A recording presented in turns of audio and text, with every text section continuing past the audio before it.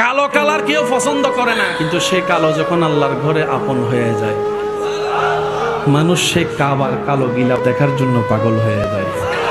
একটু ধরার জন্য ঝগড়া করে পর্যন্ত এই সুইসর আমি ধরি। সুবহানাল্লাহ বলেন না রে ভাইয়া?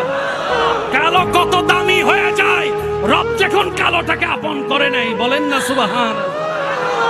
কালো কালার কেউ পছন্দ করে না, কিন্তু সেই কালো যখন আল্লাহর ঘরে আপন হয়ে যায়, মানুষ সেই কাবার কালো গিলাফ দেখার জন্য পাগল হয়ে যায়।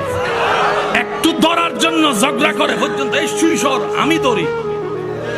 সুবহানাল্লাহ বলেন না রে ভাইয়া? কালো কত দামি হয়ে যায় রব যখন কালোটাকে আপন করে নেয়, বলেন না সুবহান। কালো কালার কেউ পছন্দ করে না, কিন্তু সেই কালো যখন আল্লাহর ঘরে আপন হয়ে যায়, মানুষ সেই কাবার কালো গিলাফ দেখার জন্য পাগল হয়ে যায়। একটু ধরার জন্য ঝগড়া করে পর্যন্ত এই সুইসর আমি ধরি। সুবহানাল্লাহ বলেন না রে ভাইয়া? কালো